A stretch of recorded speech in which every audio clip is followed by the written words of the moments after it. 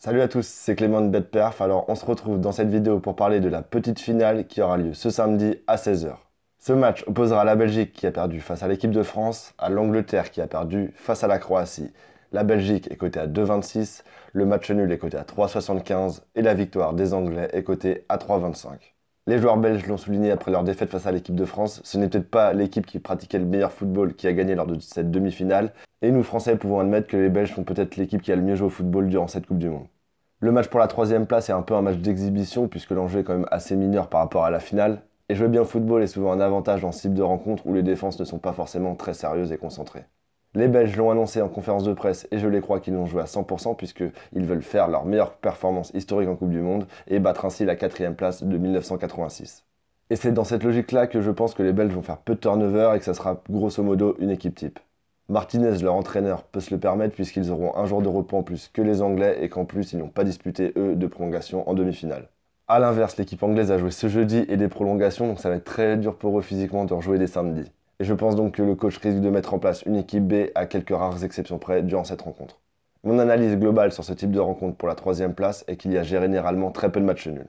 Et que ce sont souvent des matchs assez prolifiques où il est très difficile d'anticiper l'issue de la rencontre. Et c'est pourquoi je vais vous conseiller de modérer vos mises sur tous les paris sur cette rencontre. J'exclus le match nul sur cette rencontre puisque je pense que l'équipe qui prendra l'ascendant en premier remportera ce match. Et à choisir, je sens les Belges un peu plus motivés que les Anglais à ramener cette troisième place. Et c'est pourquoi je vais vous proposer de miser sur une victoire de la Belgique remboursée en cas de victoire de l'Angleterre.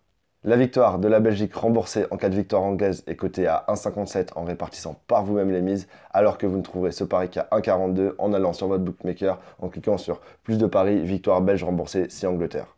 Pour avoir cette cote à 1,57, il suffit simplement de faire deux tickets. Un premier où vous mettez 69% de votre mise totale sur la Belgique à 2,26 et un deuxième ticket toujours en simple où vous mettez 31% de votre mise sur une victoire de l'Angleterre à 3,25. Je vous donne un exemple tout de suite. Il faudra faire un premier ticket en mettant 20 € sur la Belgique à 2,26 et un deuxième ticket toujours en simple en mettant 8,90 € sur une victoire de l'Angleterre à 3,25. Ce qui vous fait une mise totale de 28,90 € et si jamais la Belgique gagne, vous gagnez un peu plus de 45 € et si l'Angleterre gagne, vous êtes remboursé. Avant de te donner mon dernier pronostic sur cette rencontre, je te rappelle que je vais continuer bien sûr les vidéos après cette Coupe du Monde. De mi-juillet à mi-août, je ferai des vidéos un peu plus générales sur les paris sportifs avec des conseils globaux. Et dès mi-août, je referai des vidéos plus axées sur les pronostics avec la reprise des championnats, que ce soit en football, en basket, en rugby et de nombreuses compétitions de tennis.